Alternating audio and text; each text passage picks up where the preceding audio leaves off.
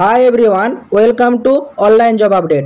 WBHRB staff nurse গেট 2 regarding আরেকটি গুরুত্বপূর্ণ এবং ইম্পর্ট্যান্ট ভিডিও নিয়ে চলে এলাম তোমাদের কাছে। তোমরা সকলেই এখন জানো যে 80 থেকে 90% স্টুডেন্টের অলরেডি কিন্তু ফর্ম ফিল আপ ডান হয়ে গেছে। তো এই মুহূর্তে ম্যাক্সিমাম স্টুডেন্টের মনে একটাই কোয়ারি চলছে এবং ফেসবুক ভরিয়ে দিচ্ছে একটি মেসেজে যে দাদা আমাদের ইন্টারভিউ প্রসেসিং 2025-এ কবে হতে পারে। এবং আরও একটা ব্যাপার যেটা ম্যাক্সিমাম স্টুডেন্ট কমেন্ট করছে যে দাদা আমাদের তো 2022 মানে 2022 যে স্টুডেন্টগুলো আছে তারা, তারপর 2023 এবং 2024-এর কিন্তু যে জিএনএম ব্যাচটা বেরিয়ে গেছে সেই ব্যাচ, প্লাস তার প্রিভিয়াস অনেক স্টুডেন্ট কিন্তু আছে। সেই হিসাবে দেখতে গেলে 2-3 বছর আমাদের কিন্তু মানে রিক্রুটমেন্ট নেই। তারপরে একটা ভ্যাকেন্সি রিলিজ করা হলো, সেটিতে অনলি ফর 5K মানে 5018টির মতন তোমাদের শূন্যপদ রিলিজ করা হয়েছে। তো এই মুহূর্তে তোমাদের করণীয় কি? তো সব কিছুর সমস্যার সমাধান দেব এবং ডিটেলসে জানাবো এই রিগার্ডিং আজকের এই ভিডিও। তাই তোমরা ভিডিওটি স্কিপ না করে শেষ পর্যন্ত দেখবে এবং তোমাদের যতগুলো হোয়াটসঅ্যাপ গ্রুপ আছে প্রতিটি গ্রুপে ভিডিওটি বেশি বেশি করে শেয়ার করো।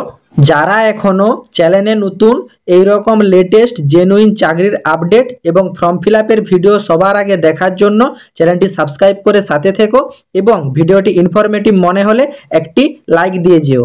তোমরা সকলেই অবগত যে তোমাদের কিন্তু এই স্টাফ নার্স গেট 2 এর ফর্ম ফিল আপ চলবে 22শে সেপ্টেম্বর পর্যন্ত এবং তোমাদের এডিট উইন্ডো অ্যাক্টিভেট হচ্ছে 23শে সেপ্টেম্বর থেকে 25শে সেপ্টেম্বর পর্যন্ত। তো এখন তোমাদের ম্যাক্সিমাম স্টুডেন্টের যে কোয়ারি যে তোমাদের ইন্টারভিউ কবে হতে পারে। দেখো একটা সাপোজ ধারণা, বিগত তুমি প্রিভিয়াস যে দুটো মানে লাস্ট দুটো তুমি স্টাফ নার্স গেট 2 এর যদি ইন্টারভিউ প্রসেসিং টাইমিং দেখো, মানে এই 2022 যে সিজন বা তার প্রিভিয়াস সেই টাইমগুলো যদি তুমি দেখো, সেখানে তুমি দেখতে পাবে কারেক্ট 3 মাস 15 দিন পর তোমাদের কিন্তু স্টাফ নার্স গেট 2 এর ইন্টারভিউ প্রসেসিং করানো হয়েছিল।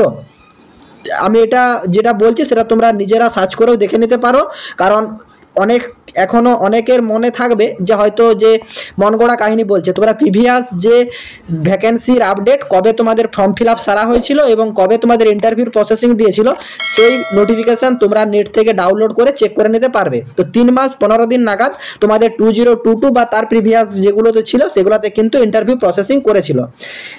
2025 সিজনে তোমাদের ইন্টারভিউ প্রসেসিং একটু জলদি করানো হবে। তার প্রধান এবং মুখ্য কারণ 2026-এ তোমাদের কিন্তু বিধানসভা ভোট আছে। যতটা অনুমান করা যাচ্ছে এই বিধানসভা ভোট শুরু হওয়ার আগে তোমাদের কিন্তু এই স্টাফ নার্স গেট 2 এর যে পুরো প্রসেসিং এই প্রসেসিং কমপ্লিট করতে চাইছে আমাদের সরকার। তো সেই জন্যই তড়িঘড়িভাবে পুরো প্রসেসিংটা করানো হচ্ছে। দেখো যেহেতু আমাদের 22 তারিখ পর্যন্ত ফর্ম ফিল আপ চলছে এবং 23 থেকে 25 আমাদের এডিট উইন্ডো অ্যাক্টিভেট থাকছে, অতএব এই মাসটা পুরো কাভার হয়ে যাচ্ছে। তারপর কিন্তু আবার 28 তারিখ থেকে আমাদের বাঙালির যে দুর্গাপূজা সেই দুর্গাপূজা কিন্তু শুরু হয়ে যাচ্ছে এবং অক্টোবরটা সেপ্টেম্বরের শেষ থেকে অক্টোবর পুরো পুজো করে কেটে যাচ্ছে এবং এই সময়তে তোমাদের যা প্রসেসিং সেই প্রসেসিং কিন্তু বোর্ড থেকে রেডি করে নেবে।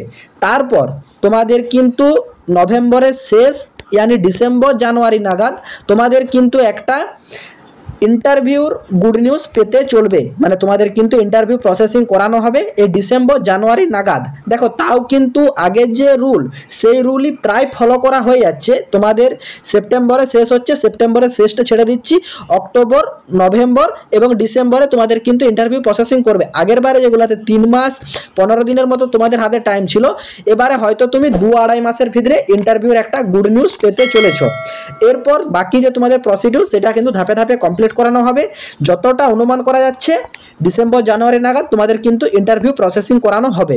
তো দুদিন আগে আমি তোমাদেরকে একটা পরিসংখ্যান থেকে জানিয়েছিলাম যে সদ্য উন্নীত মেডিকেল কলেজে 3404টির মতন নার্সের ছাড়পত্র দিয়েছে আমাদের মন্ত্রিসভার থেকে। এই ভ্যাকেন্সিটা 2025-এ অ্যাড হবে কিনা এটা কিন্তু সকলের কাছে অজানা, বা 2026-এ নতুন কিছু ভ্যাকেন্সির জন্য এটা অ্যাপ্রুভ করলো সেটা কিন্তু সম্পূর্ণ ডিপেন্ড করবে WBHRB বোর্ডের ওপর। তো এখানে ম্যাক্সিমাম স্টুডেন্ট যে কোয়ারি করছে যে দাদা আমাদের 2022 মানে 2022তে যে ভ্যাকেন্সিটা বেরিয়েছিল সেই ভ্যাকেন্সিতে যেসব ক্যান্ডিডেটরা জব পায়নি, মানে বিশেষ করে জেনারেলের কথা বলছি, বাকি এসসি এসটিতে তো অনেক ভ্যাকেন্সি বাকি ছিল, তারা তো মানে সে শূন্যপদ রয়েই গিয়েছিল, আমি তাদের কথা আসছি না। জেনারেলের অনেক স্টুডেন্ট ছিল, তার প্রিভিয়াস কিছু স্টুডেন্ট ছিল, তাছাড়া 2023 এবং 2024 এর জিএনএম ক্যান্ডিডেট আছে।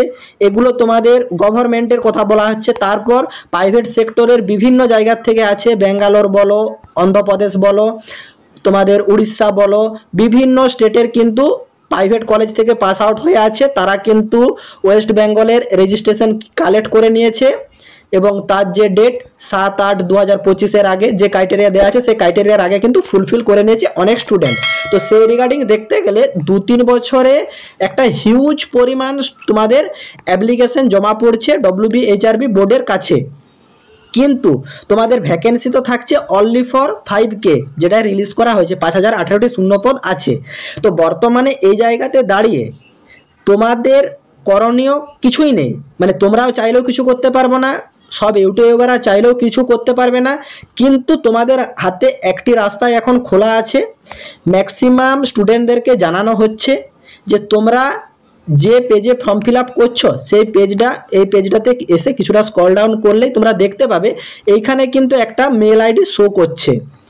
এই মেল আইডিতে তোমরা অ্যাজ এ রিকোয়েস্ট জানাতে পারো এইচআরবি বোর্ডকে যে স্যার আমাদের বিগত 2 থেকে 3 বছর রিক্রুটমেন্ট নেই, তারপরে একটা ভ্যাকেন্সি যেটা রিলিজ করা হলো সেই অনুপাতে আমাদের স্টুডেন্ট ম্যাক্সিমাম, সো যদি ভ্যাকেন্সিটা কোনো কারণে ইনক্রিজ করা যেত তাহলে কিন্তু অনেক সুবিধা হতো।